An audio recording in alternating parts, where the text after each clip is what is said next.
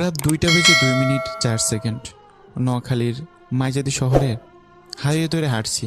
পরনে রয়েছে একটি মাত্র প্যান্ট আর একটি শার্ট, হাতে একটি কালো নীচ রঙের ঘড়ি, প্যান্টের পকেটে রয়েছে মোবাইল। মনে হেঁটে চলেছি। গন্তব্য কোথায় নিজেও জানি না। কিছু দূর যাওয়ার পর দেখতে পেলাম রাস্তার পাশে একটি বসার জন্য টুল রয়েছে। আমি টুলের উপর গিয়ে বসলাম আর ভাবতে থাকলাম আমার সাথে ঘটে যাওয়া কিছুক্ষণ আগের মুহূর্ত। ফ্ল্যাশব্যাক। দিনটি ছিল আমার বড় অপুর বিয়ের হলুদের দিন। আমি আমার বন্ধুদের নিয়ে আড্ডা দিচ্ছি, ঠিক তখনই একটি গাড়ি আসলো বরপক্ষের বাড়ি থেকে। গাড়ি থেকে একে একে সব মেয়ে নামতেছিল, কিন্তু আশ্চর্যের বিষয় হলো কোনো ছেলে আসেনি। গাড়ি থেকে সব মেয়ে নামার শেষে একটি মেয়ে নামলো, যাকে দেখে আমি ক্রাশ খেয়ে গেলাম। আমি এক নজরে মেয়েটির দিকে তাকিয়ে রইলাম। মেয়েটিতে বুঝতে পেরে আমার সামনে এসে তুড়ি বাজিয়ে রাগী কণ্ঠে বলল, এই যে মিস্টার, এরকম করে কি দেখেন? আপনাকে? কি? না মানে ইয়ে। আপনাকে যদি আর আমার আশেপাশে দেখি তাহলে আপনার খবর আছে। বলে মেয়েটি সেখান থেকে হনহন করে চলে গেল। আর আমি তার চলে যাওয়া দেখছিলাম এক মনে। পিছন থেকে কে যেন আমাকে ধাক্কা মারলো। পিছনে তাকে দিকে হারামিগুলো। কি হলো, এরকম ধাক্কা দিলি কেন? কি বেহাল্লা, এরকম করে কি দেখোস? কই দেখি কি? আমরাও দেখছি, কিন্তু দেখছি আম্মা, আজে বাজে কথা বলবি না। আর তোরা কি দেখছস? তুই যা দেখছস আমরাও তাই দেখছি। দেখ, নজর দিবি না একদম। কেন? কারণ ওটা তোদের ভবিষ্যৎ ভাবি। এখন চল, আপুর হলুদ মনে হয় শুরু হয়ে গেছে। তারপর আমরা সবাই সেখান থেকে চলে আসি। এসে দেখি আপুকে স্টেজে বসানো হয়েছে। আমি যখনই আপুর কাছে যাব তখনই কোত্থেকে যেন মেয়েটা এসে আমার সামনে দাঁড়ালো। এই আপনাকে বললাম না আপনি আমার আশেপাশে আসবেন না। আমার বয়ে গেছে আপনার আশেপাশে থাকার জন্য। আমি তো আমার কথাগুলোই ভাবছিলাম। হঠাৎ করে কানে ভেসে আসলো আজানের ধ্বনি। আমি উঠে মসজিদে চলে গেলাম। নামাজ পড়ে কিছুক্ষণ কোরআন তেলাওয়াত করে বের হলাম।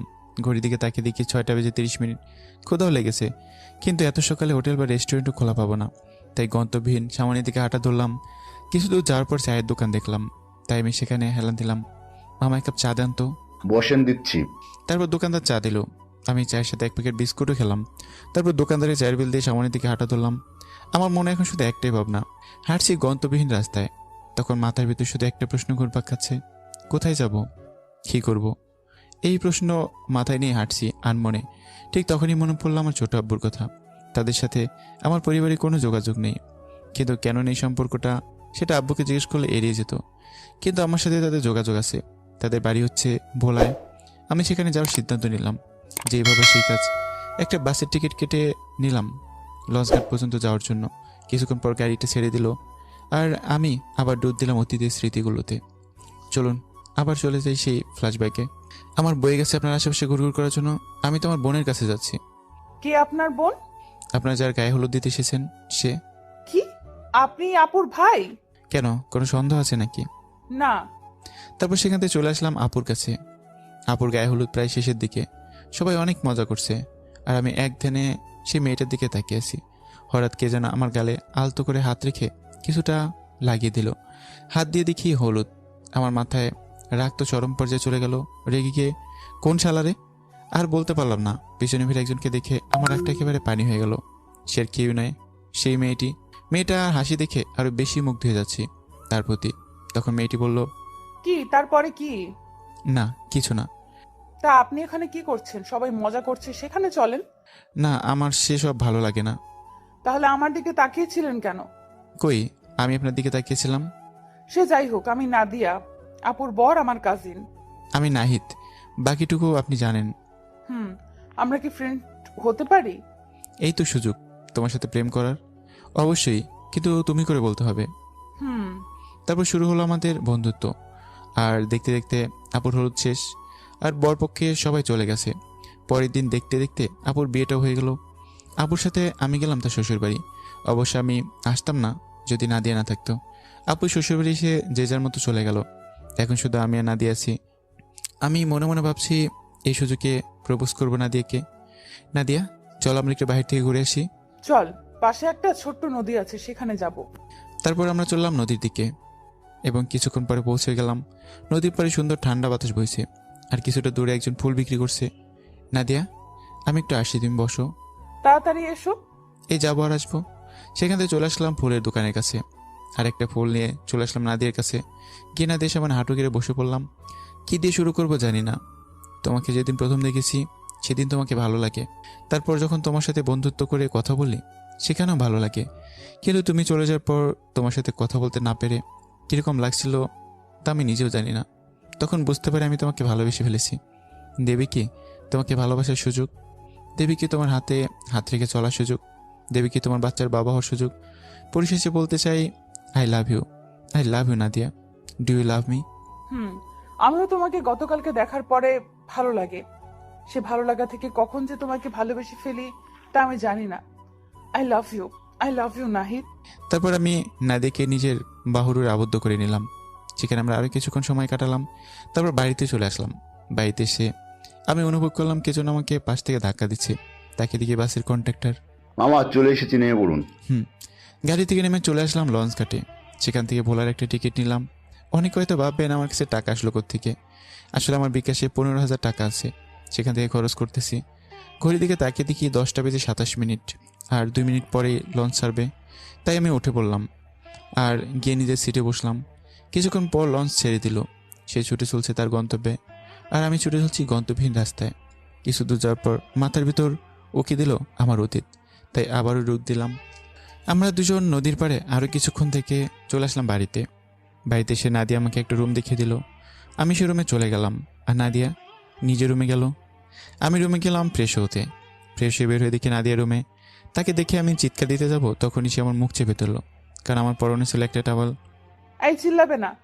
তুমি এখানে কি করছো? তোমাকে ডাকতে এসেছিলাম, এসে দেখি তুমি ফ্রেশ হচ্ছ, তাই বসেছিলাম। আমি কি জানি নাকি তুমি এভাবে আসবে? তুমি কিছু দেখোনি তো? আমার জিনিস আমি দেখলে সমস্যা কি? কি? আমার সব শেষ। আমি এখন মুখ দেখাবো কি করে? এই নাকা কান্না বন্ধ করো তোমার। আমি কিচ্ছু দেখিনি। সত্যি তো? বাবা সত্যি। এখন তুমি যাও। কেন, আমি থাকলে সমস্যা নাকি? হুম। যাচ্ছি বাবা, এত রাগ করার কি আছে? তুমি তাড়াতাড়ি রেডি হয়ে নিচে আসো, সবাই বসে আছে। যাও। নাদিয়া চলে গেল, আর আমি রেডি হয়ে নিচে চলে আসলাম। এসে দেখি সবাই বসে আছে আমার জন্য। বুঝি না আমি ছাড়া তাদের খাবার সমস্যা হবে নাকি। তারা তো প্রতিদিনই খায়, আর আমি তো একদিনের অতিথি মাত্র। সে যাই হোক, আমি গিয়ে নাদিয়ার পাশে বসলাম। মা, সবাই আমার দিকে এরকম করে তাকাচ্ছে কেন? যেন কোনো এলিয়েন এসে বসেছে নাদিয়ার পাশে। নাদিয়া, সবাই আমার দিকে এভাবে তাকাচ্ছে কেন? যেন আমি একজন এলিয়েন। তুমি এত জায়গা ছেড়ে আমার পাশে বসেছো তাই? আর আমার পাশে আব্বু ছাড়া যে বসে তাকে আমি নাক ফাটিয়ে দিই। তাহলে এখন আবারও নাক ফাটিয়ে দিবে? আরে না, তোমাকে কিছু করব না। তারপর সবাই খাওয়া শুরু করলাম। খেয়ে যার রুমে চলে গেলাম। দেখতে দেখতে রাতটা শেষ হয়ে গেল। আজ আব্বুকে নিয়ে যাব আমরা। দুপুরে আব্বু ভাইয়া সবাই চলে এসছে, আর বিকেলে আব্বুকে নিয়ে চলে আসলাম বাড়িতে। সাথে নাদিয়াও এসেছে। নাদিয়াকে আব্বু একটা রুম দেখিয়ে দিল, আর আমি আমার রুমে গেলাম। তখন পর্যন্ত সব কিছু ঠিকঠাক ছিল, কিন্তু সমস্যা ঘটলো রাত 12টায়। হঠাৎ নাদিয়া আমার রুমে এসে দরজা লাগিয়ে দিল। তখন আমি ল্যাপটপে কিছু কাজ করছিলাম। কি ব্যাপার নাদিয়া, তুমি এত রাতে তাও দরজা লাগিয়ে দিলে কেন?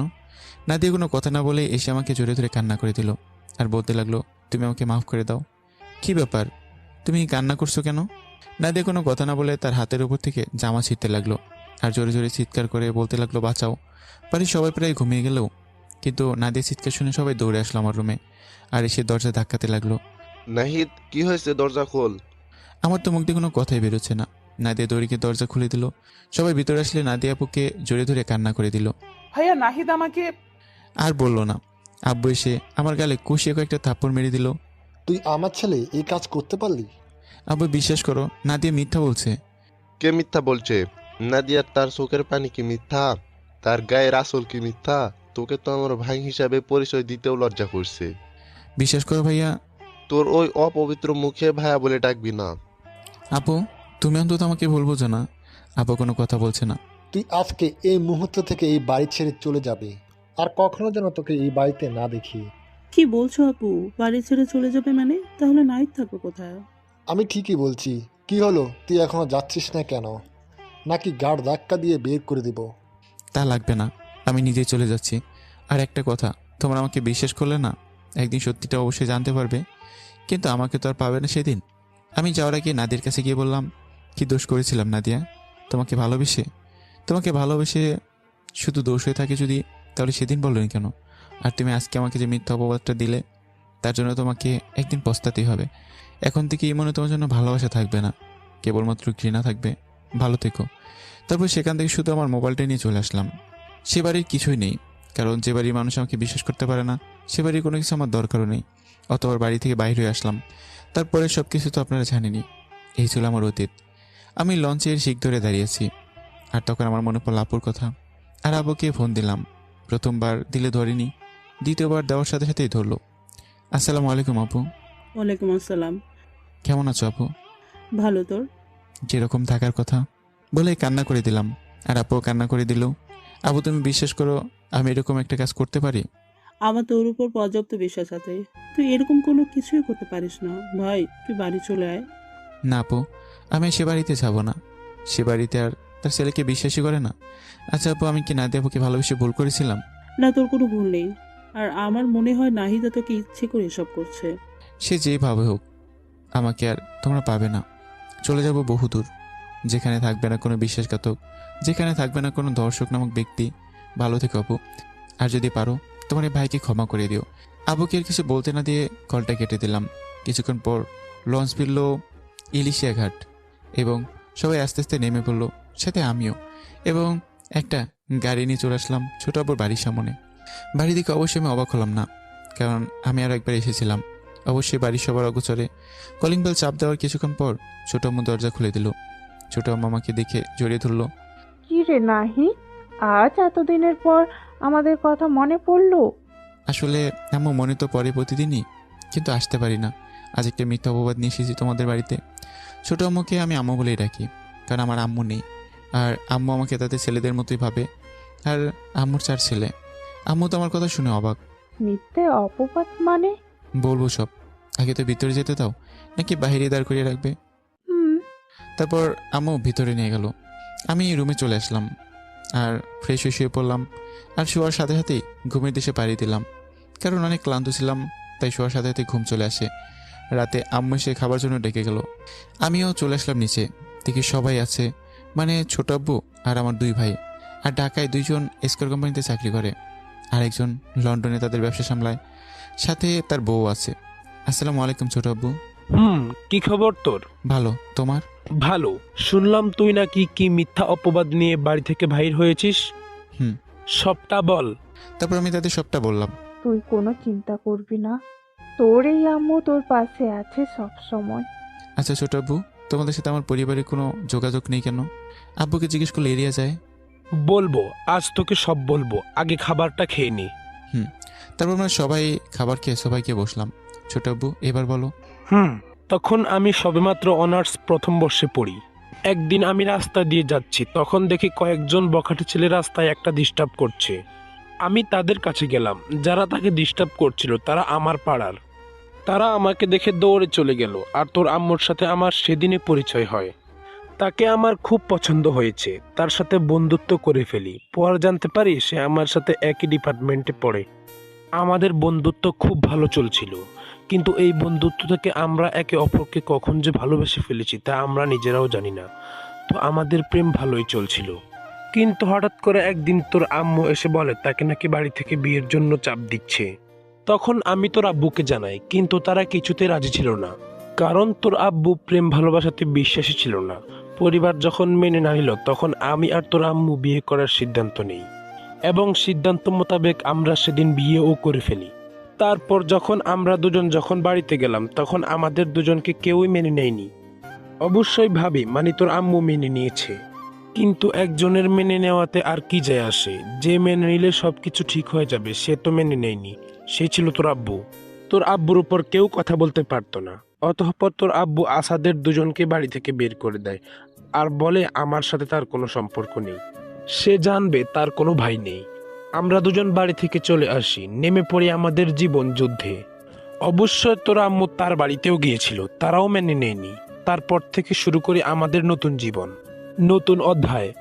এই যে তুই দেখছিস বড় বড় জাহাজ, বড় বড় বাড়ি, বড় বড় দোকান, এগুলো কিন্তু আমার একার দ্বারা সম্ভব হয়নি। এগুলোর পিছনে প্রধান হাতিয়ার ছিল আম্মু। যাই হোক, এই ছিল আমার আর তোর আম্মুর অতীত।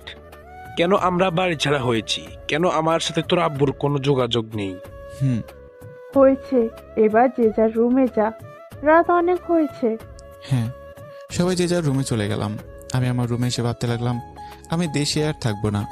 যে দেশে ভালোবাসার কোনো মূল্য নেই, শুধু আছে বিশ্বাসঘাতক। তারপর আর কিছু না ভেবে পাড়ি দিলাম ঘুমের রাজ্যে। ভোর রাতে আম্মুটাকে ঘুম ভেঙে গেল। কি হয়েছে আম্মু, এত ভোরবেলা ডাকছো কেন? আজান দিয়েছে, আগে নামাজ পড়ে আয়, তারপর ঘুমাস। আমার আম্মুর পরিবারের সবাই কিন্তু 5 ওয়াক্ত নামাজ পড়ে। যে নামাজ পড়ে না তাকে ছোট আব্বু এবং ছোট আম্মু থাক আর বললাম না, শরম করে। তারপর ঘুম থেকে উঠে ফ্রেশ হয়ে চলে আসলাম মসজিদে। নামাজ পড়ে ছোট আব্বুর সাথে কিছুক্ষণ মর্নিং ওয়াক করে চলে আসলাম বাড়িতে। রুমে এসে গিয়ে দিলাম আবার ঘুম। 9টার দিকে আম্মু ডেকে গেল নাস্তা করার জন্য। তারপর গিয়ে দেখি সবাই বসে আছে। আমি যাওয়ার পর সবাই খাওয়া শুরু করলো। তখন আমি বলে উঠলাম, ছোট আব্বু, তোমাকে একটা কথা বলতে চাই। বল। আমি চাচ্ছি লন্ডনে চলে যেতে, সেখানে গিয়ে লেখাপড়া শেষ করতে। কেন বাবা, তুই এখানে নোমানের সাথে পড়তে পারিস। আম্মু যে দেশে বিশ্বাসের মূল্য নেই, সে দেশে আমি থাকতে চাই না। কিন্তু তোর আগের কলেজ থেকে ছাড়তে লাগবে। সে আমি নিয়ে আসবো। তা তুই কখন যেতে চাস? 2 দিন পর। ওকে, আমি সব ব্যবস্থা করে দিব। আর ছোট আব্বু, আমার কিছু টাকা লাগবে মার্কেট করার জন্য। বাড়ি থেকে আসার সময় কিছু আনিনি। তার জন্য এইরকম বলতে হবে নাকি? তোর যা চাই নিয়ে নে, এই ধর কার্ড। তারপর সবাই নাস্তা করে চলে গেল।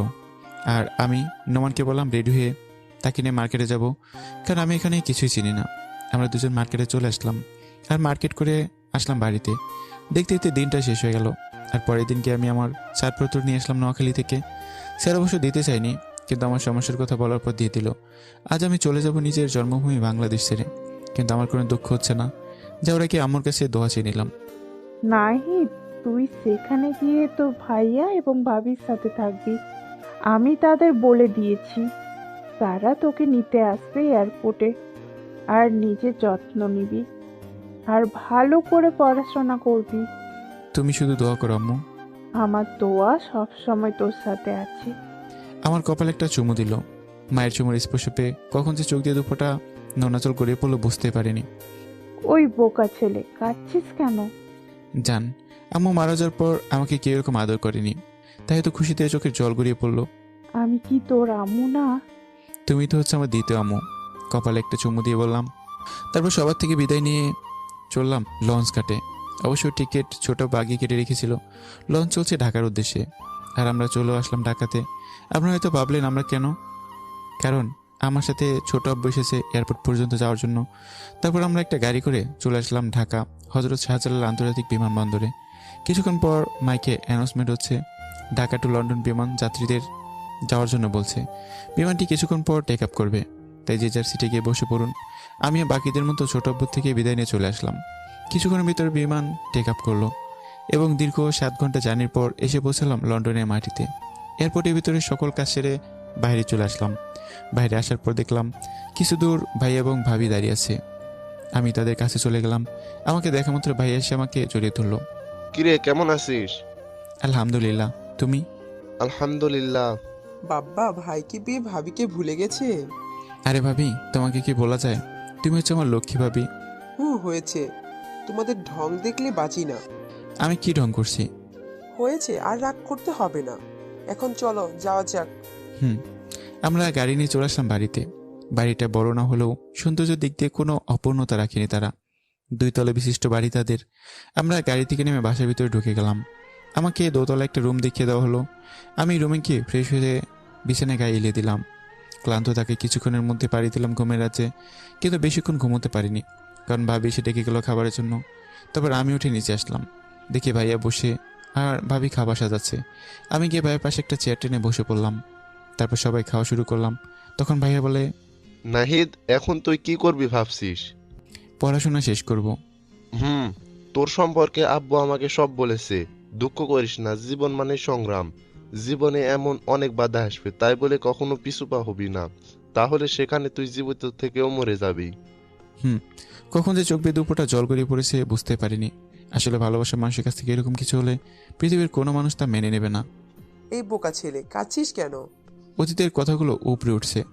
সে সব কথা বাদ দে, আর নতুন করে তোর জীবন শুরু কর।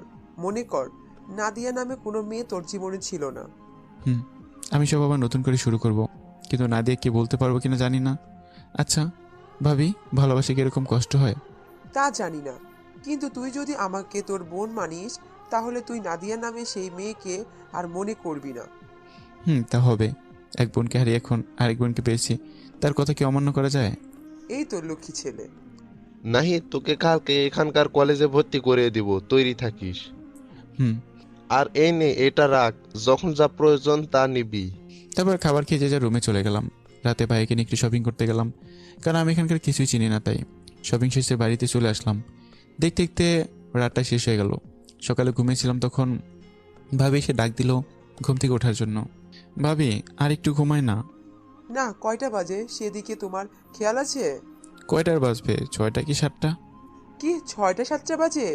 ঘড়ির দিকে তাকিয়ে দেখ, 9টা বাজে। তোমাকে না আজকে কলেজে ভর্তি করানো হবে, আর তুমি পড়ে পড়ে ঘুমাচ্ছ? যাও গিয়ে তাড়াতাড়ি ফ্রেশ হয়ে আসো, তোমার ভাইয়া বসে আছে নিচে তোমার জন্য। তারপর আরামের ঘুম হারাম করে চলে গেলাম ফ্রেশ হতে। ফ্রেশ হয়ে নিচে চলে আসলাম। এসে দেখি ভাইয়ার ভাবি বসে বসে টিভিতে খবর দেখছে। আমি যাওয়ার পর সকালে নাস্তা শুরু করলাম। নাস্তা করে শেষে আমি চলে আসলাম রুমে। এসে রেডি হয়ে নিচে চলে আসলাম। তারপর ভাইয়াকে নিয়ে চলে আসলাম বাইরে। তুই এখানে দাঁড়া, আমি গাড়ি নিয়ে আসছি। ভাইয়া চলে গেল গাড়ি আনতে। আসলে ভাইয়ের 2টা গাড়ি, একটা সে কাজে যাওয়ার সময় নিয়ে যায়, আরেকটা বাড়িতে থাকে যদি ভাবি কোথাও যায়, তাই ভাইয়া গাড়ি নিয়ে চলে আসলো। আমি গাড়িতে উঠে বসলাম। গাড়ি ছুটে চলছে তার গন্তব্য কলেজের দিকে। 10 মিনিট পর পৌঁছে গেলাম কলেজ। ভাইয়া আর আমি গাড়ি থেকে নেমে হাঁটা ধরলাম প্রিন্সিপালের রুমের দিকে গিয়ে। ভাইয়া, আসতে পারি স্যার? আরে শিহাব যে, ভিতরে আসো। তুমি এখন এখানে আসতে অনুমতি লাগে নাকি? আসলে ভাইয়ের ব্যবসাটা লন্ডনে অনেক নাম আছে, তাই কম বেশি ভাইকে চেনে। কি যে বলেন না স্যার, ভিতরে আসলে অবশ্যই অনুমতি নিতে হবে, আপনি আমার গুরুজন। সে না হয় বুঝলাম, কিন্তু তুমি তো দরকার ছাড়া আসো না। স্যার, দরকার আছে বলেই তো আসলাম। তা বলো, তোমাকে আমি কিভাবে সাহায্য করতে পারি? আসলে এ হচ্ছে আমার ভাই, বাংলাদেশ থেকে এসেছে। আমি চাচ্ছি সে এখানে এবং এই কলেজে পড়ুক। এটা তো ভালো। তোমার সব কাগজপত্র এনেছো তো? জি স্যার।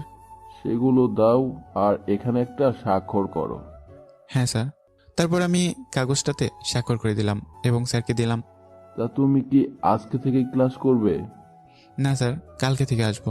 ঠিক আছে, তুমি কালকে আসলে আমার সাথে দেখা করবে। হ্যাঁ স্যার। তারপর স্যারের রুম থেকে চলে আসলাম। গাড়ির কাছে এসে ভাইয়া বলে, কি করবি এখন? বাড়িতে যাবি নাকি আমার সাথে যাবি? তোমার সাথে যাব। ওকে, চল। তারপর ভাইয়ের সাথে চললাম তার গোডাউনে। আজকে নাকি 2 জাহাজ মাল আসবে, তাই আমি সহকারী দেখতে আসলাম। অবশ্য আমি শুনেছি ভাইয়া যখন ভাবিকে বলেছে, তখন আমি আর ভাইয়া যাওয়ার পর ম্যানেজার আসলো। আসসালামু আলাইকুম স্যার। ওয়ালাইকুম আসসালাম। কেমন আছেন স্যার? আলহামদুলিল্লাহ, তোমাদের কি খবর? আলহামদুলিল্লাহ স্যার, সবাই ভালো আছে। আর স্যার, এই ছেলেটা কে? তাকে তো চিনলাম না। এ হচ্ছে আমার ভাই, বাংলাদেশ থেকে এসেছে। এখন থেকে আমাদের সাথে থাকবে আর লেখাপড়া এখানেই করবে। ও আচ্ছা স্যার। মালের কি খবর?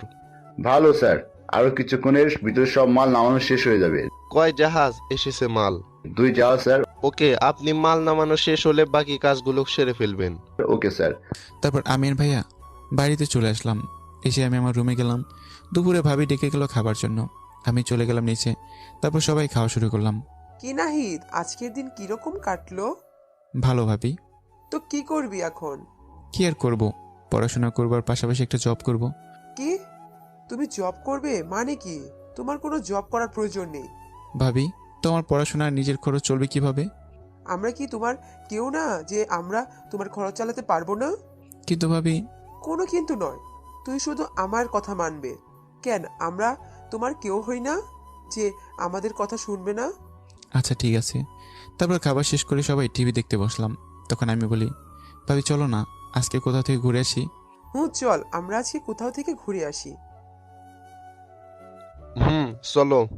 তারপর আমরা বিকেলে সবাই মিলে অনেক ঘুরলাম। বাড়িতে এসে সবাই যে যার রুমে চলে গেল। এভাবে দেখতে দেখতে 5 বছর চলে যায়। আমি আর নীলা এখন বাংলাদেশে আমার নিজ শহরে আছি। একটা কাজের জন্য আসা আমার নিজ শহরে। আমি নীলা কাজ করতে করতে দুপুর হয়ে গেল, তাই একটা রেস্টুরেন্টে ঢুকে খাবার খেয়ে নিলাম। যখনই বাইরে আসবো তখনই একজনের সাথে ধাক্কা খেলাম। তা দেখে তো নীলার খুব রেগে গেল। এই মেয়ে, আপনি ধাক্কা দিলেন কেন? নীলার কথা শুনে মেয়েটা পিছনের দিকে তাকায়। মেয়েটাকে দেখে তো আমি এক ধ্যানে তাকিয়েছি, কারণ মেয়েটার কেউই নয়, নাদিয়া। সে আমাকে দেখে কান্না করে দিল। এই, তুমি এই মেয়ের দিকে এভাবে তাকিয়ে আছো কেন? না এমনি, এই মেয়েকে আমার অনেক চেনা চেনা লাগছে। নাহিদ, তুমি আমাকে চিনো না। আমি তোমার ভালোবাসা, এই আপনি নাহিদের নাম জানলেন কিভাবে? তাকে জিজ্ঞেস করুন কিভাবে জানলাম। নাহিদ কিভাবে কি আমাকে একটু বলো। আরে চলো তো, এসব ফালতু মেয়ের সাথে কথা বলে লাভ নেই। তারা শুধু পারে অন্যকে মিথ্যা অপবাদ দিতে। তারপর নীলা কিনে আসলাম বাড়িতে। নোয়াখালীতেও একটা বাড়ি কিনলাম আমরা। অপরদিকে নাদিয়া কান্না করতে করতে চলে গেল বাড়িতে। বাড়িতে এসে রুমে ঢুকে দরজা আটকে দিল। সবাই তার এরকম আচরণ দেখে কোনো অবাক হলো না, কারণ সে এরকম করতে করতে সবাই মানিয়ে নিয়েছে। আমি নীলা বাড়িতে চলে আসলাম। এসে রুমে চলে গেলাম, গিয়ে ফ্রেশ হতে গেলাম। ফ্রেশ হয়ে এসে বিছানায় গায়ে এলে দিলাম, আর নীলা রান্না করে। কিছুক্ষণ পর নীলা ডাক দিল খাবারের জন্য। তারপর গিয়ে খাবার খেয়ে রুমে চলে আসলাম। খাবার টেবিলে একটা কথা বলিনি। আমার পিছন নীলাও আসলো। এসে দেখে আমি শুয়েছি। নীলা আমার পাশে এসে শুয়ে পড়লো। আমাকে জড়িয়ে ধরে বলে, তোমার কি হয়েছে? এরকম করছো কেন? কিছু না। আমি কি তোমার কেউ না যে আমাকে বলা যাবে না? আমি কি তা বলেছি নাকি? তাহলে? আসলে আমার ভালো লাগছে না। তোমাকে দেখছি তখন সেই মেয়েকে দেখার পর থেকে চুপচাপ হয়ে গেছো, আর তখন বললে সে মেয়েটার সম্পর্কে আমাকে কি বলবে? বলবো। বলতে পারলে আমার মনটা শান্তি পাবে। বলো। তারপর আমি বলা শুরু করলাম, নীলার সাথে আমার কিভাবে পরিচয় হলো এবং কিভাবে এত বড় লোক হয়ে নিজের পায়ে দাঁড়াতে পারলাম। আর আমি নীলাকে কি বলবো তা জানতে অপেক্ষা করুন। তোমার কি হয়েছে বলবে তো? সে কখন থেকে দেখছি তুমি খুব বেশি চিন্তা করছো। কি নিয়ে চিন্তা করছো তা আমাকে একটু বলবে প্লিজ? হ্যাঁ বলবো, আর তুমি তো জানোই সব। আমি কি জানি? আমার অতীত সম্পর্কে। জানি তো। আর তুমি একটা মেয়ের জন্য বাড়ি ছাড়া হয়েছো। সে মেয়েটার কেউই নাই। বিকেলে সে মেয়েটি আমার কথা শুনে নীলা তো হেপে রেগে গেল। তুমি আমাকে আগে বলোনি কেন? সে মেয়েকে আমি সেখানে পুঁতে রেখে দিতাম। আর তুমি তো রাখছো কেন? শান্ত প্লিজ। রাখবো না তো কি করব? যে মেয়ের জন্য তুমি আজকে বাড়ি ছাড়া, আমি তাকে ছাড়বো না। আরে তো রাগ ভালো না, আসো শুয়ে পড়ি। কালকে আবার নতুন অফিসের উদ্বোধন করতে হবে। তারপর আমি নীলাকে জড়িয়ে ধরে ঘুমিয়ে পড়লাম, আর নীলাও আমার বুকে মাথা রেখে আমাকে জড়িয়ে ধরে ঘুমিয়ে পড়লো। সকালবেলা আই ওঠো। আমি চুপ হয়ে আছি। আই কি হলো? ওঠো। কি হয়েছে শোনা? এত সকালে ডাকছো কেন? এখনো সকাল 8টা বাজে। এখন ওঠো, আবার অফিসে যেতে হবে। আমি নাস্তা বানাতে গেলাম। তারপর নীলা চলে গেল নাস্তা বানাতে। কিন্তু আমি কি এত সকালে ঘুম থেকে উঠি? তাই আমি আবার ঘুমিয়ে পড়লাম। কিছুক্ষণ পরে নীলা এসে দেখে আমি এখনো ঘুমাচ্ছি, কিন্তু হঠাৎ মনে হলো কি আমাকে গোসল করাচ্ছে। তাড়াতাড়ি ঘুম থেকে উঠে সামনে তাকিয়ে দেখি নীলা হাতে মগ নিয়ে আমার দিকে রাগী দৃষ্টিতে তাকিয়ে আছে। আমি তো ভয় শেষ, কারণ নীলার রাগ খুবই ভয়ঙ্কর হচ্ছে। কি হয়েছে নীলা? কি হয়েছে মানে? তোমাকে সে কখন থেকে ডেকে গেলাম ওঠার জন্য, কিন্তু তুমি। আসলে হয়েছে কি, এত সুন্দর একটা ঘুম নষ্ট করতে মন চাচ্ছিল না, তাই আবার ঘুমিয়ে গেলাম। চুপ। আবার দাঁত বের করে হাসে। তাড়াতাড়ি উঠে ফ্রেশ হয়ে আসো। তারপর আমি উঠে চলে গেলাম ফ্রেশ হতে। ফ্রেশ হয়ে এসে দেখি নীলা হাতে গামছা নিয়ে দাঁড়িয়ে আছে। আমার যাওয়ার পর আমার দিকে এগিয়ে দিল। আমি হাত মুখ মুছে দুজনে নিচে চলে গেলাম নাস্তা করার জন্য। তারপর দুজনে নাস্তা করে উপরে চলে আসলাম। নীলা, রেডি হয়ে নাও। তুমি বাইরে যাও। কেন, আমি থাকলে কি কোনো সমস্যা নাকি? না, কোনো সমস্যা নেই, তবুও তুমি বাইরে যাও। না, আমি যাব না। ওকে, তাহলে আমিও তোমার সাথে যাব না। না, আমি বাইরে যাচ্ছি, তুমি রেডি হয়ে আসো। আমি আগে রেডি হয়েছি, তখন নীলা ওয়াশরুমে ছিল। তারপর আমি বাইরে চলে আসলাম। দীর্ঘ 30 মিনিট পরে নীলা আসলো। সে আসার পরে আমরা দুইজন চলে আসলাম আমাদের নতুন অফিসে। অফিসে আসার পরে সবাই সম্বোধন জানালো। আমি নীলা বসে আছি আমার অফিস রুমে। নীলাকে একা বাড়িতে রাখি না, কারণ সে একা বাড়িতে থাকতে ভয় করে, তাই যেখানে যাই সঙ্গে করে নিয়ে যাওয়া লাগে। কিছুক্ষণ পরে ম্যানেজার এসে বলে গেল আজকে কিছু লোকের ইন্টারভিউ আছে, তাই একে একে সবাই ইন্টারভিউ দিল। কিন্তু শেষে যে এসেছে তাকে দেখে আমি অবাক, কারণ সে আর কেউই নয়, আমার বন্ধু দিহান। নাহিদ তুই? এই, আপনি ইন্টারভিউ দিতে এসে বসের নাম ধরে ডাকছেন?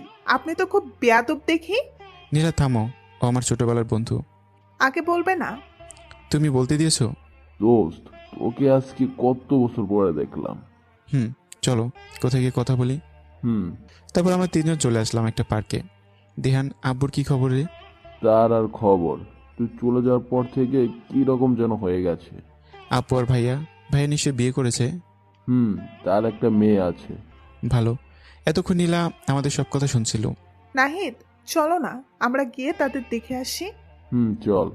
আর এ কে? নীলাকে উদ্দেশ্য করে। আমি হলাম। এ হচ্ছে তোদের ভাবি। তাহলে নাহিদা? সে আমার কাছে মরে গেছে, আর যতটুকু ভালোবাসা ছিল সেগুলো ওই দিনে ঘৃণাতে পরিণত হয়েছে। সে কথাগুলো বাদ দাও। আর ভাইয়া, এসব বিষয়ে এর সাথে কোনো কথা বলবে না প্লিজ। ওকে। তোরা কি এখন অফিসে যাবি নাকি বাড়িতে যাবি? বাড়িতে। আচ্ছা, তোমাদের বাড়ির ঠিকানা দিয়ে যা। চৌরাস্তার মোড়ের পাশে। আচ্ছা ঠিক আছে, তোরা থাক, আমি যাই। আমার আবার বাড়িতে একটু কাজ আছে। ভাইয়া কিছু খেয়ে যান। না, অন্য একদিন তোমাদের বাড়িতে গিয়ে খাবো। ওকে। তারপর দিহান চলে গেল আর আমরাও বাড়িতে আসলাম। বাড়িতে এসে দুজন ফ্রেশ হয়ে নিলাম। তারপর নীলা খাবার বানাতে চলে গেল। আমি শুয়ে পড়লাম, কারণ অনেক ক্লান্ত লাগছে। প্রায় 1 ঘন্টা পরে নীলা ডাক দিল খাবার জন্য। আমি নিচে চলে গেলাম। তারপর দুজনে খাবার খেয়ে রুমে চলে আসলাম। রাতে আমি শুয়ে আছি, তখন নীলা আমার পাশে শুয়ে বলতে লাগলো, নাহিদ, হুম। চলো না আমরা তোমার বাড়ি থেকে ঘুরে আসি। হ্যাঁ যাব। কখন যাবে? দাঁড়াও, একজনের সাথে কথা বলে নিই। তার সাথে অনেকদিন হয়েছে কথা বলি না। তারপর মানিব্যাগের একটা কোণা থেকে সে আমার 5 বছর আগে বন্ধ সিমটা বের করলাম। এটা কি? সিম। কোথায় পেলে? এটা আরও 5 বছর আগে বন্ধ করেছিলাম, আর আজকে খুলবো সিমটা। তারপর সিমটা মোবাইলে সেট করলাম, কিন্তু সিমটা আসছে না, শুধু কিছু নাম্বার আসছে। সেখানে দেখি আপুর নাম্বার আছে, তাই সেটা নিয়ে সিমটা ফেলে দিলাম। তারপর আপুর কাছে কল দিলাম। প্রথমবার ধরেনি, দ্বিতীয়বার রিং হতে ধরে নিল।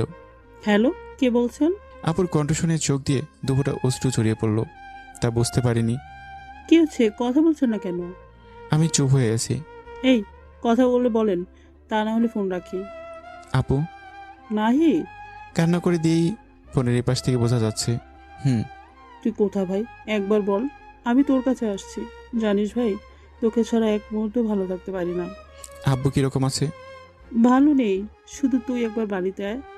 যাবো, তবে ভাই তুই শুধু একবার বাড়িতে আয়। আমি কিছু না বলে ফোনটা কেটে দিলাম। পাশে তাকিয়ে দেখি নীলা কান্না করতে করতে তার মুখের 12টা বাজিয়ে ফেলেছে। এই, তুমি কান্না করছো কেন? তুমি করলে কেন? এমনি। আমিও এমনই। তারপর আর কেউ কোনো কথা বললাম না, দুজনে শুয়ে পড়লাম। কিছুক্ষণ পর নীলা বলে উঠলো, নাহিদ, হুম। চলো না তোমাদের বাড়িতে যাই। সবাই হয়তো তাদের ভুল বুঝতে পেরেছে। যাবো। কবে যাবে? কালকে। সত্যি? হ্যাঁ। আর এখন ঘুমিয়ে পড়ো। হুম। আমি আর নীলা সে রাতের মতোই ঘুমিয়ে পড়লাম। সকালে নীলাটাকে ঘুম ভাঙলো। আই ওঠো, আর কত ঘুমাবে? আর একটু ঘুমোই। না, আর কোনো ঘুম হবে না। যাও গিয়ে ফ্রেশ হয়ে আসো। আমি বেচারা আর কি করব, তাই ওয়াশরুমে চলে গেলাম। নীলা, নীলা, কি হয়েছে? আমার টাওয়ালটা তো দিলে না। জোর করে ভিতরে ঢুকিয়ে দিল। তুমি দাঁড়াও, আমি দিচ্ছি। কিছুক্ষণ পর নীলা টাওয়াল নিয়ে এসে, এই নাও, ধরো। কোথায় দেখছি না তো। দরজা হালকা ফাঁক করে। এই যে তোমার সামনে, তুমি দেখছো না? না, দেখো না দেখে ভান করলাম। তারপর আমি দরজাটা আর কিছুটা ফাঁক করে নীলাকে সহকারে টান দিয়ে ভিতরে নিয়ে নিলাম। আই, কি করছো? ছাড়ো। ছাড়ার জন্য কি আনছি? তাহলে? একটা ইয়ে দিয়ে দাও। পারবো না। তাহলে তোমাকে ছাড়ছি না। নীলা কিছুক্ষণ ভেবে, আচ্ছা দিচ্ছি। তারপর নীলা আমার কপালে বরাবরের মতো একটা চুমু দিল। এটা কি ছিল? কেন? তুমি যেটা চাইলে সেটা। আর বলতে না দিই সে আমার ঠোঁট চড়ে নিজের আয়ত্তে করে নিল। কিছুক্ষণ পর ছেড়ে দিল। এবার হয়েছে? তারপর নীলা চলে গেল আর আমি ফ্রেশ হয়ে বাইরে চলে আসলাম। বাইরে এসে নাস্তা করে রুমে চলে আসলাম। কিছুক্ষণ পর নীলাও আসলো। রেডি হয়ে নাও, আজকে আবার বাড়িতে যাব। তারপর আমরা দুজন রেডি হয়ে বেরিয়ে পড়লাম। দীর্ঘ 30 মিনিটের রাস্তা পার করার পরে বাড়িতে এসে পৌঁছালাম। বাড়িতে এসে দেখি সেটা আগের মতোই আছে। আমি বাড়িতে ঢুকলাম, সাথে নীলাও। গিয়ে দেখি একটা মেয়ে দুষ্টুমি করছে। আমি মেয়েটির কাছে গেলাম। কি আপনি? কে তুমি? এটা আমাদের বাড়ি। বুঝলাম মেয়েটি ভাইয়ার। তোমার আব্বুকে ডাকো। তখন মেয়েটি তার আব্বুকে ডাকলো। কিছুক্ষণ পর একটি মেয়ে আসলো, হয়তো ভাইয়ার বউ। কি হয়েছে মামুনি? এই লোকগুলো। তখন মেয়েটি আমাদের দিকে তাকালো। জি, কিছু বলবেন? আপনি কে বলবেন? এই বাড়ির বড় বউ কিন্তু। কেন? আসলে আমি এই বাড়ির ছোট ছেলে। আপনি যে সত্যি বলছেন তা বুঝবো কিভাবে? আপনি বাড়িতে কে কে আছে তাদের ডাকেন। তখন মেয়েটি ঘরের ভিতর চলে গেল। আর কিছুক্ষণ পরে সাথে আরেকজন মেয়েকে নিয়ে বাহির হলো। সে আর কেউ নয়, আপু। আপু আমাকে দেখে ঠায় দাঁড়িয়ে রয়েছে আর চোখ দিয়ে নোনা পানি ঝরছে। কি হয়েছে আপু, কান্না করছো কেন? আপু চুপ হয়ে আছে। তারপর আপু দৌড়ে এসে আমাকে জোরে ধরে কান্না করে দিল। আমি আর থাকতে পারলাম না, কান্না করে দিলাম। শুনলাম পুরুষরা নাকি কখনো কাঁদে না, তাহলে আমি কাঁদছি কেন? আমি তো পুরুষ। হয়তো এতদিনের মধ্যে মনের মাঝে চাপা কষ্টগুলো লুকিয়ে রাখতে পারছি না, যেন আমি থাকতে পারছি না নিজের অস্তিত্ব হারিয়ে থাকতে পারছি না, নিজের আপন মানুষদের থেকে দূরে থাকতে। ভাই তুই এসেছিস, জানিস তোকে ছাড়া এই বাড়িটা অসম্পূর্ণ। যখন এই বাড়িতে আসি তখন তোর কথা খুব মনে পড়ে। আর এখানে দাঁড়িয়ে রাখবে নাকি ভিতরেও নিবে? চল। আপা এতক্ষণ নীলার দিকে খেয়াল করেনি, কিন্তু সে এখন খেয়াল করেছে। নীলা, তুমি এখানে? আপনি আমাকে চিনেন? হুম। কিন্তু কিভাবে আপনি? ওর চাচাতো ভাই আমার ফ্রেন্ড, সে আমাকে নীলাকে দেখিয়েছে। ও নাহিদ, নীলা তোর কি হয়? নীলা আমার বউ। তাহলে নাহিদা? এই নামের কেউ নাই, থাকলে সে আমার কাছে মৃত। কি বলছিস সেগুলো? হুম। নীলা, তোমার বাবা মা কেমন আছে? আসলে আমার বাবা মা নেই। আমাদের বিয়ের 2 দিন পর তার মা বাবা মারা যায়। একটা আচ্ছা, ভিতরে চল। তারপর আমরা ভিতরে চলে আসলাম। তখন দেখলাম মেয়েটা আমার দিকে হাবলার মতো তাকিয়ে আছে। কি হলো ভাবি, এরকম করে কি দেখছো? ও তাহলে নাহিদ? হুম।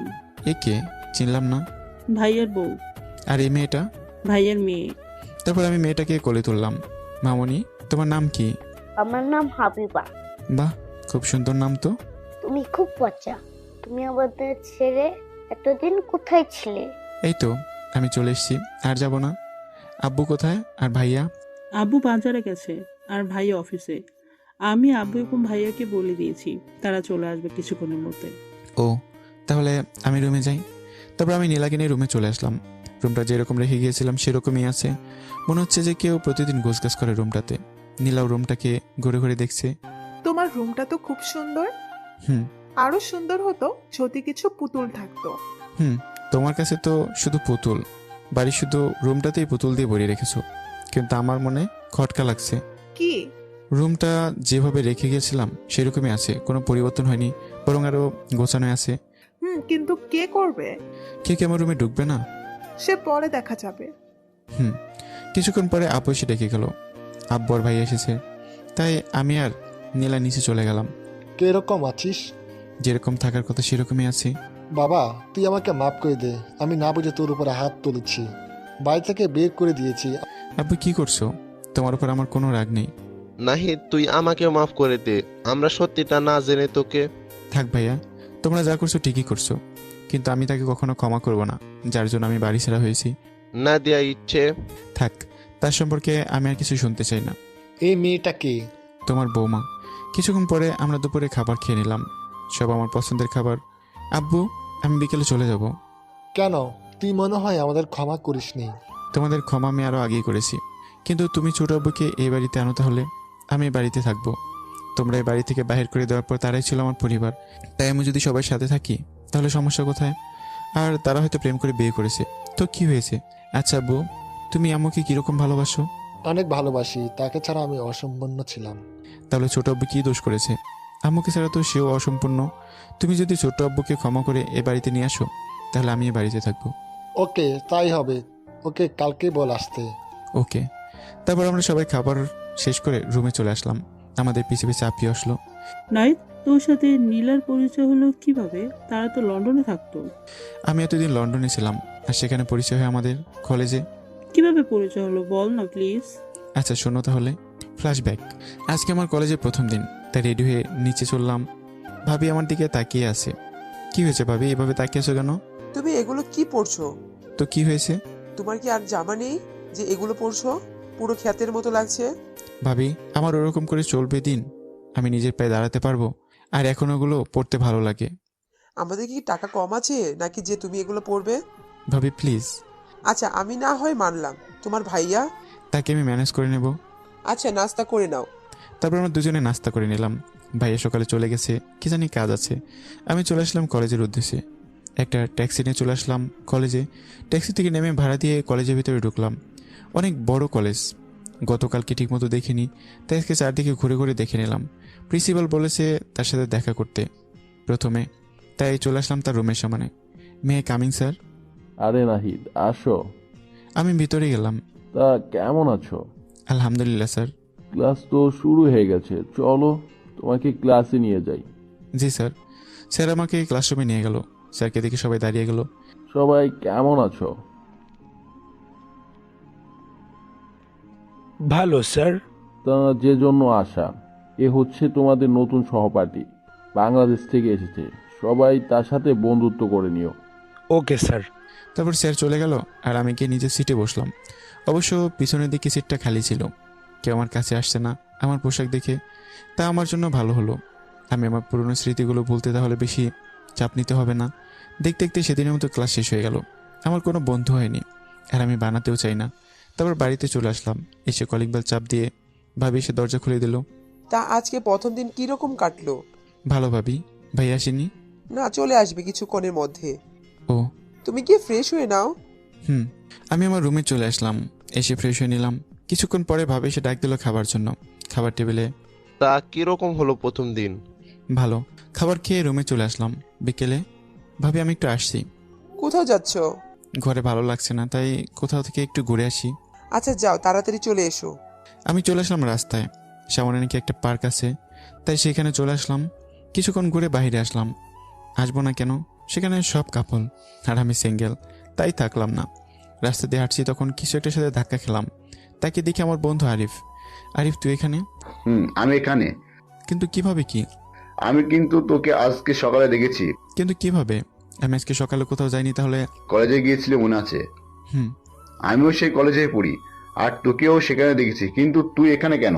সে না হয় বললাম না, কিন্তু তুই এখানে কেন? মনে আছে 2 বছর আগে আমি আর আমার পরিবার দেশের বাইরে গিয়েছিলাম, কিন্তু কোথায় গিয়েছি তা বলেনি। কিন্তু এ দেশে আসলি তোরা? তুই এখানে কোথায় থাকিস? এই তো ভাইয়ার বাসায়। তোর ভাইয়া এই দেশে থাকে নাকি? হুম। কিন্তু তুই বাংলাদেশ ছেড়ে এখানে কেন? সেটা অন্য কোনো সময় বলবো। আচ্ছা চল, তোর ভাইয়ার বাড়িতে যাব। আচ্ছা চল। তারপর আমরা দুজনে হেঁটে হেঁটে আসলাম বাড়িতে। এসে কলিং বেল চাপ দিলে ভাবি সে দরজা খুলে দিল। এসেছো? হুম। এ কে?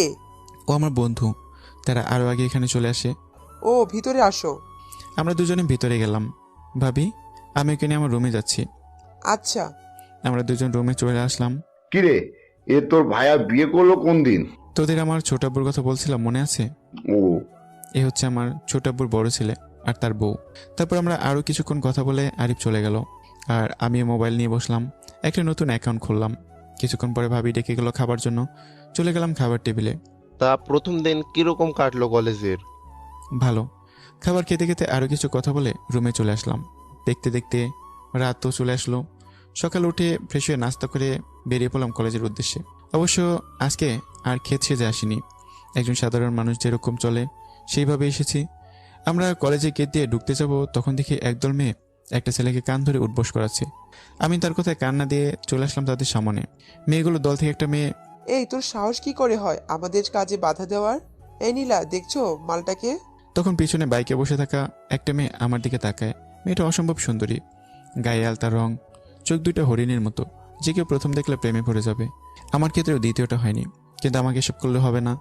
একবার তো ধোঁকা খেয়েছি, আর খেতে চাই না। তার বান্ধবীদের উদ্দেশ্য করে তখন নীলা বলল, এই কি হয়েছে রে? মেয়েটি যখন কিছু বলতে যাবে তখন আরিফ এসে, মায়া, নীলা ও নতুন আসছে এখানে, তাই তোদের চিনতে পারে নাই। নীলা বলল, আচ্ছা যা, তোকে আজকে প্রথম দিনের কারণে মাফ করে দিলাম। তখন আমি বললাম, আমি কারো অনুপ্রেরণা নিয়ে চলি না। নীলা বলল, আমি তোকে অনুপ্রেরণা দিচ্ছি। তা না তো কি? নীলা আবার খুব রেগে গিয়ে আমার কলার ধরে। নীলা রেগে গিয়ে বলল, তুই আমার সম্পর্কে জানিস না। এ আরিফ, ওকে বোঝা, তা নাহলে আমি কি করবো নিজেও জানি না। তারপর আরিফ আমাকে টেনে নিয়ে চলে গেল। তুই কি করতে যাচ্ছিস তোর নিজের কোনো ধারণা আছে? আমি কি করলাম? আমি তো কারো অনুপ্রেরণা নিয়ে বাঁচবো না। তুই ওকে চিনিস? ও হচ্ছে এখানকার বড় বিজনেসম্যান আলতাফ চৌধুরীর মেয়ে। সেখানে আইন হতে সবকিছু তাদের সাথে, সেখানে তুই কি করবি একা? আমি আর কিছু বললাম না। আরিফ ঠিকই তো বলেছে, যেখানে আইন হতে সবকিছু তাদের সাথে, সেখানে আমরা কি করার? আর আমি এত কিছু করতে এখানে আসিনি। আমি আমার লক্ষ্য পূরণ করতে এসেছি আমার কালো অতীতকে বলতে। আমি আর কোনো কথা বললাম না। আরিফকে নিয়ে ক্লাসে চলে গেলাম। কিছুক্ষণ পরে দেখি নীলারাও এসেছে। এসে নীলা আমার পাশ বরাবর একটা সিটে বসেছে। কিছুক্ষণ পরে স্যারও চলে আসলো। স্যার ক্লাস শুরু করলো, কিন্তু নীলা আমার দিকে কেমন করে যেন আর চোখে তাকাচ্ছে। কিছুই বুঝতে পারছিলাম না। তার তাকানো দেখে আমার অসহ্য লাগছে, কিন্তু কিছু করার নেই। দেখতে দেখতে পুরো ক্লাস শেষ হয়ে যায়। আমি তাড়াতাড়ি বেরিয়ে পড়লাম। পিছন পিছন আরিফও আসলো। কি রে, এত তাড়াহুড়ো করে কোথায় বেরিয়ে বললি? এমনি চল। আমি আর আরিফ বাড়ির দিকে হাঁটা ধরলাম। আরিফ তার বাসাতে গেল, আর আমি আমার বাসাতে। এসে দুপুরের খাবার খেয়ে আরিফকে কল দিলাম। হ্যালো, তুই কোথায়? কেন? এই তো বাড়িতে। কেন বলতো?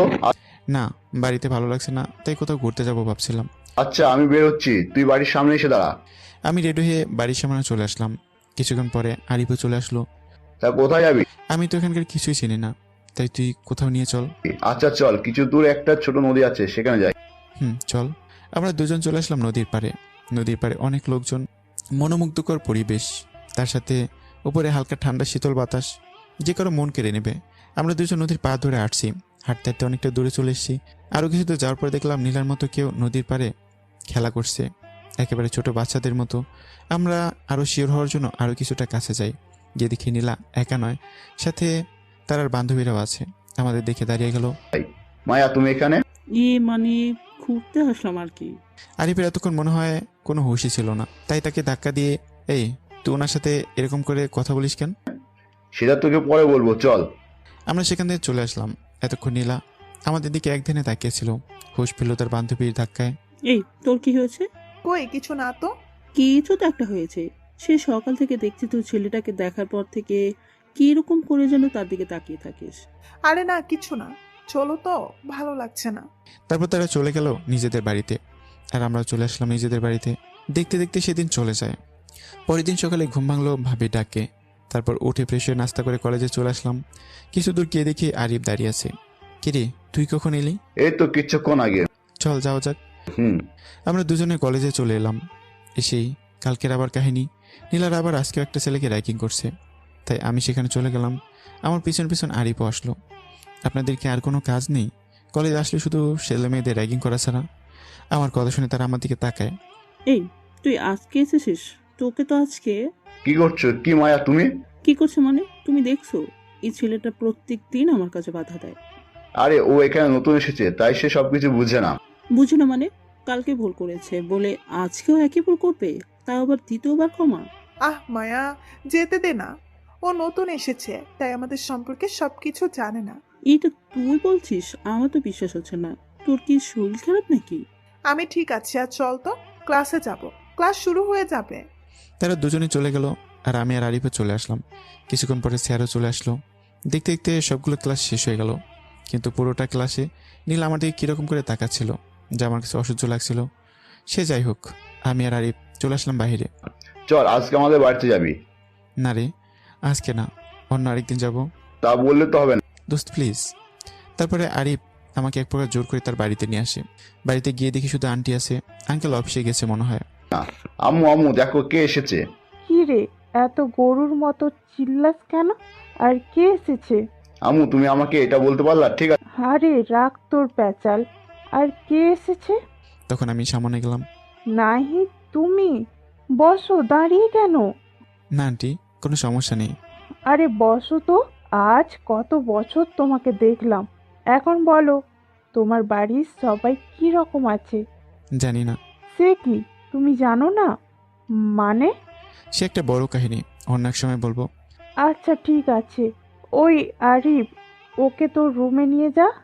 আমি আর আরিফ রুমে চলে আসলাম। তখন ভাবির ফোন। হ্যাঁ ভাবি বলো। তুমি কোথায় আজকে? এখনো আসছে না? আসলে ভাবি আমাকে আরিফ তার বাসায় নিয়ে এসছে, আমি কিছুক্ষণের মধ্যেই চলে আসবো। ঠিক আছে, তাড়াতাড়ি এসো। তারপর ভাবি ফোন কেটে দিল। তারপর আমি কিছুক্ষণ পর আন্টিকে বলে চলে আসলাম। অবশ্য দুপুরের খাবার তাদের বাসায় খেয়েছি। আরিফদের বাসা থেকে বের হতে হতে বিকেল হয়ে গিয়েছে, তাই আরিফও আমার সাথে এসছে। বাড়িতে এসে ভাবির সাথে কিছুক্ষণ কথা বলে রুমে আসলাম। আরিফ চলে গেছে আরও আগে। দেখতে দেখতে সেদিন চলে গেল। পরের দিন উঠে কলেজে চলে আসলাম। আজও একই ঘটনা, নীলার একটা ছেলেকে র্যাগিং করছে। তাই আমি তাদের সামনে গেলাম। তখন এই থাম। কেন, কি হয়েছে? এই ছেলেটাকে দেখে তুই এরকম করছিস কেন? কিছু না, চল তো। এক প্রকার রাগ দেখিয়ে মাইকে নিয়ে চলে গেল। আমি আর কিছু বললাম না। আমি আর আরিফ ক্লাসে চলে আসলাম। এভাবেই দেখতে দেখতে আরও কিছুদিন চলে যায়। আজকে 14 ফেব্রুয়ারি, ভ্যালেন্টাইন ডে। সব দিক শুধু কাপল আর কাপল। আমি আর আরিফ কলেজে চলে আসলাম। কলেজ কামাই করে কি করব? আমাদের কি আর গার্লফ্রেন্ড আছে? কিন্তু শুনেছি আরিফের আছে। তা কখনো দেখা হয়নি, কিন্তু আজ সে আমাকে দেখাবে বলেছে। আমরা হাঁটতে হাঁটতে কলেজে চলে আসলাম। কলেজে গেট দিয়ে ঢুকতে যাব, তখন একটা ছোট্ট বাচ্চা এসে একটা গোলাপ ফুল দিয়ে দৌড়ে চলে গেল। আমি আর আরিফ তো আবুল বনে গেলাম। কিরে, কি হলো এটা? আম্মু যা হয়েছে ভালো হয়েছে, দে ফুলটা আমাকে দে, তোর ভাবিকে দিব, আমার আর কিনা লাগবে সেটা ফুলটা দিল কে তা তো জানি না। না, হয়তো ভুল করে এসেছে তোর কাছে। হয়তো, কিন্তু আশ্চর্যের বিষয় হলো আমরা যত ভিতরে যাচ্ছি তত আমাদের হাতের ফুলগুলো বাড়ছে। আমি আর আরিফ তো আবার আবুল বনে গেলাম। আমরা অত কিছু না ভেবে ক্লাসে দেখে পা বাড়ালাম। তখন কি একজন আমার হাত ধরে ফেললো। তাকে দেখি নীলা, কিন্তু সে কেন আমার হাত ধরলো? এক গাদা প্রশ্ন মাথার ভিতরে ঘুরপাক খাচ্ছে। তখন নাহিদ, তোমার সাথে আমার কিছু কথা আছে। হ্যাঁ বলুন। এখানে না, কলেজের পেছন দিকটা এসো।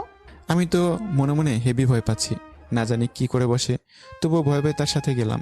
তখন নীলা আমার সামনে হাঁটু ঘিরে বসে পড়ে আর বলতে থাকে, জানি না তুমি এটা কিভাবে নিবে। তোমাকে যেদিন প্রথম কলেজে দেখছি তখন তোমাকে ভালো লাগে।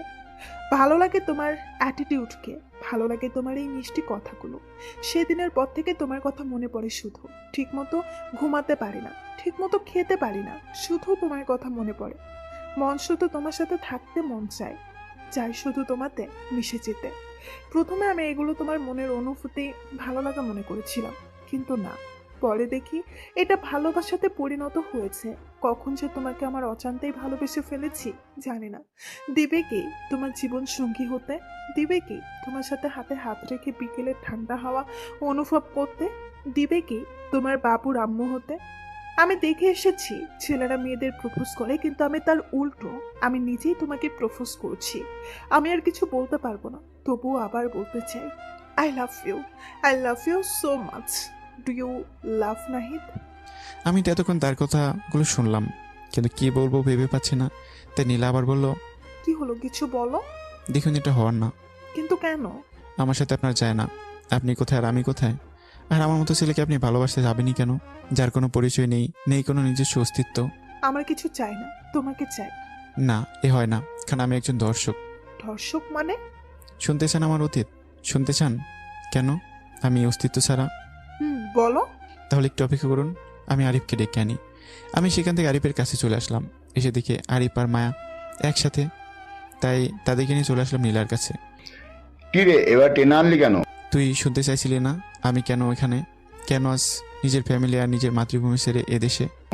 কিন্তু তুই প্রত্যেকবার এড়িয়ে গেলি কেন? তাহলে শোন, তখন আমি তাদেরকে আমার জীবনে ঘটে যাওয়া সকল ঘটনাই বললাম আমার জীবনে অসমাপ্ত ভালোবাসার কথা। আমার কথা শুনে নীলা আমার হাত ধরে। না, তাকে সবকিছু ভুলে কি আবার নতুন করে শুরু করা যায় না? যায়, কিন্তু আমার এই জীবনে আমি আর কাউকে জড়াতে চাই না, যে জীবনে নেই কোনো অস্তিত্ব। কে বলেছে অস্তিত্ব নেই? তুমি চাইলে সব আবার নতুন করে শুরু করতে পারো।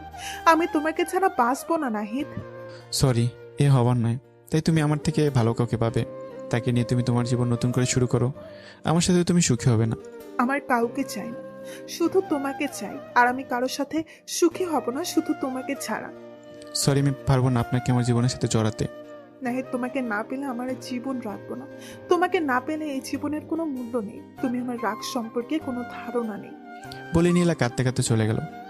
নাই, তুই এটা কি করলি? যা করেছি ভালোই করেছি, সে আমার সাথে সুখে থাকতে পারবে না। না, তুমি এটা ঠিক করবে না। তার রাগ সম্পর্কে কোনো ধারণা নেই। আমি কোনো কথা না বলে চলে আসলাম বাড়িতে। এসে কলিং বেল চাপ দিলে ভাবি দরজা খুলে দিল। চলে এলে যে? ভালো লাগছে না ভাবি, আমাকে একটু একা থাকতে দিন। কেন, কি হয়েছে তোমার? কিছু না ভাবি, বলে রুমের দিকে হাঁটা ধরলাম। তখন, আমি কি তোমার বোন না যে আমাকে বলা যাবে না? এই কথা শুনে আমি দাঁড়িয়ে গেলাম আর ভাবির দিকে এগিয়ে গেলাম। হ্যাঁ, তুমি তো আমার বোন, তোমাকে বলবো না তো কাকে বলবো? আর তুমি তো জানো আমার অতীত সম্পর্কে। আর আজকে কলেজে নীলা আমাকে প্রপোজ করেছে। আমি সব কিছু ভাবির সাথে শেয়ার করি। আর নীলার কথা কলেজে যেদিন প্রথম গিয়েছিলাম সেদিন থেকেই সেগুলো বলেওছি। তা তুমি কি করলে? তুমি হয়তো জানো ভাবি, আমি আমার এই অস্তিত্বহীন জীবনে আমি কাউকে জড়াতে চাই না, তাই না করে দিয়েছি। তুমি এটা ঠিক করলে না, মেয়েটা অনেক কষ্ট পেয়েছে, জানি কি করবে এখন। ভাবি যা হবার পরে দেখা যাবে, বলে আমি রুমে চলে আসলাম। ফ্রেশ হয়ে শুয়ে পড়লাম। আজ নাদিয়ার কথা খুব মনে পড়ছে। কি দোষ করেছিলাম তোমাকে ভালোবেসে? কি অপরাধ ছিল তোমাকে জীবনসঙ্গী বানাতে চাওয়া? এইসব কথা ভাবছিলাম তখন আরিফের ফোন। হ্যাঁ আরিফ বল। নাই, নীলা। কি নীলা? নীলা সুসাইড করতে গেছে, আমরা তাকে হসপিটালে নিয়ে এসেছি, তুই তাড়াতাড়ি চলে আয়। এই কথা শুনে আমার বুকের ভিতরে কেমন যেন একটা চিন করে কামড় দিল। আমি তাড়াতাড়ি বেরিয়ে পড়লাম হসপিটালের উদ্দেশ্যে। তখন ভাবি, কি হয়েছে নাহিদ, এত তাড়াহুড়ো করে কোথায় যাচ্ছ? ভাবি নীলা সুইসাইড করতে গেছে, আমি হসপিটালে যাচ্ছি। তোমাকে বলছিলাম যে কিছু একটা করে বসবে, আর তাড়াতাড়ি যাও, কি হয় আমাকে জানাবে। আমি চলে আসলাম বাইরে, তারপরে একটা ট্যাক্সি নিয়ে চলে আসলাম হসপিটালে। কে দেখে আরিফ, মায়া আরো দুজন দাঁড়িয়ে আছে। কিরে, কি হয়েছে? নীলা হাতে রড কেটে ফেলেছে। কি? সে এখন কোথায় আছে? অপারেশন থিয়েটার আছে। তখন একজন ডাক্তার বের হলেন। এখানে রোগীর পরিবার কে আছে? তখন বয়স্ক সে লোক দুজন গেল তার সামনে। যে আমরা তার পরিবারের, আমাদের মেয়ে। দেখুন, রোগীর হাত কাটার ফলে অনেক রক্ত ক্ষয় হয়ে গেছে, তাই আপনারা যত দ্রুত সম্ভব 2 ব্যাগ রক্তের ব্যবস্থা করুন। ডাক্তার, রক্তের গ্রুপ কি? AB+। আমাদের কারো তো রক্তের গ্রুপ AB+ না। ডাক্তার, আমার নীলা রক্তের গ্রুপ 1, আমি দেব রক্ত, আপনি আমার থেকে নেন। তাহলে আপনি আমার সাথে আসুন। আমাকে একটা রুমে নিয়ে যাওয়া হলো। তারপর আমার থেকে 2 ব্যাগ রক্ত নেওয়া হলো, আর ডাক্তার আবার অপারেশন থিয়েটারে ঢুকে গেল। কিছুক্ষণ পর বের হলো। ডাক্তার নীলার কি অবস্থা? ভালো, এখন তাকে বেডে শিফট করা হবে, আপনারা সেখানে দেখা করে নেবেন। ধন্যবাদ ডাক্তার। এখানে ধন্যবাদ দেওয়ার কিছু নেই, এটা আমাদের দায়িত্ব, বাকিটা তো আল্লাহর হাতে। কিছুক্ষণ পর নীলাকে বেডে শিফট করা হলো। একে একে সবাই দেখা করলো তার সাথে। তখন আরিফ আর মায়া এসে আমাকে বলল নীলা নাকি আমাকে ভিতরে ডাকছে। আমি ভিতরে গেলাম। তখন নীলার বাবা মা বাইরে চলে গেল। আমি তার সামনে কি অপরাধীর মতো দাঁড়িয়ে আছি। কি হলো, বসো। কেন করছেন এটা? জানো না কেন করেছি? আপনাকে আমি আগে বলেছি আর এখনো বলছি, এটা সম্ভব না, আমার সাথে আপনার যায় না। আর আমাকে আপনার বাবা মা মেনে নেবে না। নেবে কেন? আমার কি আছে? আচ্ছা দেখি আব্বু আম্মু মেনে নেয় কিনা। তখন নীলা তার বাবা মাকে ডাক দিল। তারা ভেতরে আসলো।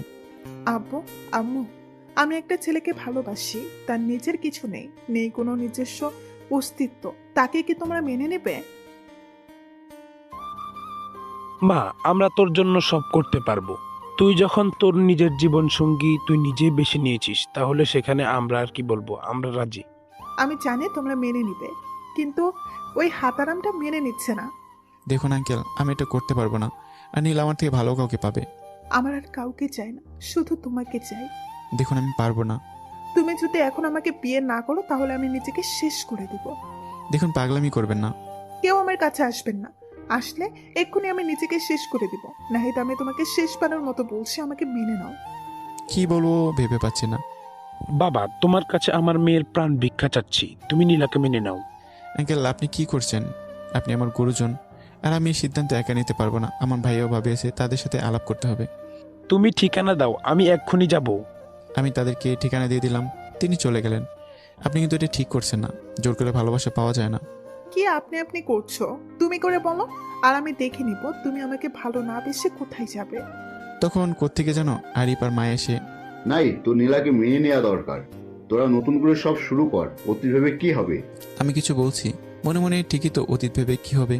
আমার যে তাকে ভালো লাগে না তা নয়, তাকে ভালোবেসে ফেলেছি, কিন্তু নাদিয়ার মতো না। ঘণ্টাখানেক পরে নীলার আব্বু মার ভাইয়া আর ভাবি আসলো। আমি তো ভাইয়া ভাবিকে দেখে অবাক। কি অবস্থা নীলা তোমার? আলহামদুলিল্লাহ ভালো। তোমাদের কি অবস্থা? নাহিদ, আমরা চাচ্ছি তোদের বিয়ে দিতে। কিন্তু ভাইয়া, আমার এখনো পড়াশোনা শেষ হয়নি। শেষ হয়নি তো কি হয়েছে, বিয়ের পরে শেষ করবে দুজনে মিলে একসাথে। আমি আর কিছু বললাম না। আমরা তোদের বিয়ে ঠিক করেছি আগামী সোমবার, মানে মাঝখানে একদিন বাকি। ভাইয়া এত তাড়াতাড়ি কি দরকার ছিল? দরকার আছে, আমার একটা বোনের দরকার, সারাদিন বাড়িতে একা ভালো লাগে না, তাই তাড়াতাড়ি বিয়েটা হবে তোমাদের। নীলার দিকে দেখি সে মুচকে হাসছে। আমি আর কিছু বললাম না। সেদিন নীলাকে বাড়িতে নিয়ে আসা হয় এবং দেখতে দেখতে আমাদের বিয়েটা হয়ে যায়। এখন রাত 10টা। আমি ছাদে দাঁড়িয়ে যাচ্ছি। তখন কে যেন পিছন থেকে কাঁধে হাত রাখলো। তাকে দিকে আরিফ। কিরে, কেন দাঁড়িয়ে কি ভাবছিস? ভাবছি আমার অতীতের কথা, আর যদি আব্বু থাকতো তাহলে তারা কত খুশি হতো। দেখ, অতীত ভেবে লাভ নেই, তোকে ভবিষ্যৎ কি হবে এবং বর্তমান কি হবে তা নিয়ে চিন্তা কর। হ্যাঁ, তারপর দুজনের ছাদ থেকে নেমে আসলাম। আরিফ আমাকে ধাক্কা দিয়ে রুমে ঢুকিয়ে দিল। ভেতরে ঢুকে দরজা বন্ধ করে দিলাম। তখন বিছানার দিকে তাকিয়ে দেখি নীলা বড় একটা ঘোমটা দিয়ে বসে আছে। আমি তার কাছে যাওয়ার পরে সে আমাকে সালাম করলো। আপনার রুজু আছে? তাহলে আসুন 2 রাকাত নামাজ পড়ে আল্লাহর কাছে শুকরিয়া আদায় করি। আমরা দুজনে নামাজ পড়ে নিলাম। নামাজ পড়া শেষ হলে নীলা গিয়ে আবার খাটে বসলো। দেখুন আমার বিয়েটা আপনার ইচ্ছেতে হয়েছে, এখন আপনি খুশি তো? কিরকম খুশি তোমাকে বলে বুঝাতে পারবো না। বলে এসে আমাকে জড়িয়ে ধরলো। এত আপনি আপনি করছো কেন? তুমি করে বলবে, আমি এখন তোমার বিয়ে করা বউ। বলে নীলা আমাকে বিছানায় ফেলে দিল আর এসে আমার বুকের উপর বসলো। কি করছো কে? নামো। না, নামবো না। আজ আমি আমার জিনিস নিজের করে পেয়েছি, তাকে কি এত সহজে ছাড়ি? বলে আমার ঠোঁট জোড়া তার আয়ত্তে করে নিল। এরকমভাবে ঠোঁট ধরেছে যেন কয়েকদিনের ক্ষুধার্ত। আজ তার শিকার নিজে করে ফেলেছে, তাকে কে আর সারে? তারপর আস্তে আস্তে হারিয়ে গেলাম গভীর ভালোবাসায়। এভাবে দেখতে দেখতে 5 বছর চলে যায়। এর মধ্যে নীলা ভালোবাসায় নাদের কথা পেরে ভুলেই গেছি। এর মধ্যে নীলার মা বাবা রোড দুর্ঘটনায় মারা যায়, আর তাদের ব্যবসা আমি দেখাশোনা করি। কিন্তু সেদিন নাদিকে দেখার পরে আবার মনে পড়ে যায় অতীতের কথা। এবার বর্তমানে অতীতের কথা শেষ করার পর আপু চলে যায়, কারণ দুলাভ এসেছে তাই। আর আমি ছোট আব্বুকে ফোন দিলাম। আসসালামু আলাইকুম ছোট আব্বু। কি অবস্থা তোর? আলহামদুলিল্লাহ ভালো। তোমাদের কি খবর? আলহামদুলিল্লাহ। ছোট আব্বু, তোমাদের কালকে আব্বু আসতে বলেছে। কি সত্যি? তোমরা সবাই আসবে, আর আসার সময় আমার রাইসা মামুনিকে নিয়ে আসবে। রাইসা ভাইয়ার ভাবির মেয়ে, তার বয়স 3 বছর। আমি কালকে সকালেই চলে আসব। বলেই ফোনটা কাটে। মনে হচ্ছে অনেক খুশি হয়েছে, হবে না বা কেন, কত বছর পর নিজের ভাইয়ের সাথে দেখা হবে। দেখতে দেখতে দিনটা চলে গেল। পরের দিন ছোট আব্বু তার পরিবার আসলো।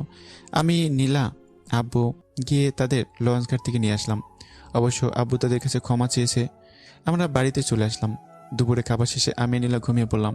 বিকেলে কারো চিল্লাচিল্লির আওয়াজে ঘুম ভেঙে গেল। আওয়াজটা আমার রুমের বাহির থেকে আসছে। আমি গিয়ে দরজা খুলে দিলাম। দরজা খুলে আমি একেবারে মূর্তি হয়ে দাঁড়িয়ে গেলাম। এতক্ষণে না দিয়ে চিল্লাচিল্লির আওয়াজে সবাই চলে আসলো। নীলাও আমার পাশে এসে দাঁড়ালো। আপনি এখানে আর এত জোরে চিল্লাচ্ছেন কেন? সে কোনো কথা বলছে না, সে যেন এইগুলো শুনতেই পায়নি। একদিন আমার দিকে তাকিয়ে আছে, তা দেখে নীলা আরও রেগে গেল, কিন্তু কিছু বলছে না। তখন নাদি আমার পায়ে পড়ে। নাহিদ, আমাকে ক্ষমা করে দাও, আর একবার সুযোগ দাও তোমার হতে। দেখুন, আমার পা ছাড়েন। না, ছাড়বো না। বলো আমাকে ক্ষমা করে দিছো নাকি? দিছি, এবার উঠুন। জানো নাহিদ, তোমাকে সেদিন মিথ্যা অপবাদ দেওয়ার পর থেকে একদিনও শান্তিতে থাকতে পারলাম না। প্রতি রাত তোমার জন্য কেঁদেছি। তোমাকে সেদিন রেস্টুরেন্টে দেখার পর মনে হলো তোমাকে আবার বুঝি ফিরে পেয়েছি, কিন্তু না, পাইনি, কারণ তুমি বিয়ে করে ফেলেছো। জানিস নাহিদ, নাহিদা সেদিন তোকে ইচ্ছে করে মিথ্যা অপবাদ দেয়নি। মানে কি বলতে চাচ্ছ তুমি? মানে হলো নাহিদা সেদিন যে কাজ করতে বাধ্য ছিল একজনের হাতে, সে আমার আর নাহিদার গোসল করা ভিডিও তৈরি করে নাহিদাকে বলে সে যদি তাকে বিয়ে না করে তাহলে সে ভিডিও ফেসবুকে ছেড়ে দেবে। তখন নাহিদা তোর কথা বলে সে তাকে বলে আগে তোকে মিথ্যা অপবাদ দিয়ে বাড়ি থেকে বের করে দিতে। নাহিদা সেইভাবে তোকে মিথ্যা অপবাদ দিয়েছে। তারপরও ছেলেটা তাকে বিয়ে করার জন্য জোর করে, কিন্তু নাহিদা রাজি হয় না, কারণ তার বিশ্বাস তুই একদিন আসবি আর নাহিদাকে আপন করে নিবি। কিন্তু তুই তো বিয়ে করে ফেললি। ছেলেটা কে? তার মামাতো ভাই। তাকে আমি ছাড়বো না। তোর কিছু করতে হবে না, সে নিজের শাস্তি নিজেই পেয়েছে। 4 বছর আগে গাড়ি অ্যাক্সিডেন্ট সে পঙ্গু হয়ে গেছে। নাহিদ বাবা, আমার একটা কথা রাখবি? বলো। তুই যদি নাদিয়াকে বিয়ে করতি তাহলে মেয়েটার জীবন নষ্ট হতো না। সে তো পারলে নিজের জীবন সঙ্গী বেছে নিতে পারত, কিন্তু নেয়নি। সে তোকে ভালোবাসে বলে। এখন তুই কি করবি? আমি আব্বুর কথা শুনে নীলার দিকে তাকালাম। দেখি সে আমার দিকে নীলা চোখ বড় বড় করে তাকিয়ে আছে। আমি কিছু না বলে ছাদে চলে আসলাম। এসে কি করব ভেবে পাচ্ছি না। একদিকে নীলা, যাকে কিনা বিয়ে করেছি, আরেকদিকে নাদিয়া আমার ভালোবাসা, যার জীবন আমার হাতে। আমি কিছুই ভেবে পাচ্ছি না। তখন একটা সিগারেট ধরালাম। আমি প্রচুর টেনশনে থাকলে সিগারেট খাই, আর না হলে খাই না। বসে বসে নিকোটিনের ধোঁয়া ছাড়ছি, তখন পিছন থেকে কেউ আমার কাঁধে হাত রাখলো। তাকিয়ে দেখি নীলা আর নাদিয়া। তুমি আবার সিগারেট খাচ্ছ? না, এমনি বলে দোলনা থেকে উঠে ছাদের গ্রিল ধরে দাঁড়ালাম। আমার দুপাশে তারা দুজন এসে দাঁড়ালো। নাহিদ, আমি চাই তুমি নাদিয়াকে বিয়ে করো। কি বলছো তুমি? তোমার মাথা ঠিক আছে? আমি ঠিক বলছি, আর তাই হবে। আজ তোমাদের বিয়ে, তাই রেডি থেকো, তা না হলে তুমি আমাকে আর পাবে না। কি বলছো নীলা? তুমি যা বলবে তাই হবে। তারপর নাদিয়ার সাথে আমার বিয়ে হলো, আর শুরু হলো আমাদের 3 জনের সংসার। তো বন্ধুরা, গল্পটা কেমন এসে জানাবে। আর যদি শেষের বিষয়টা, ফিনিশিংটা ভালো না লাগে তো বলতে পারো। তো আশা করি বিনোদন হিসেবেই নেবে। তো গল্পটি এখানে শেষ করা হলো। আল্লাহ হাফিজ।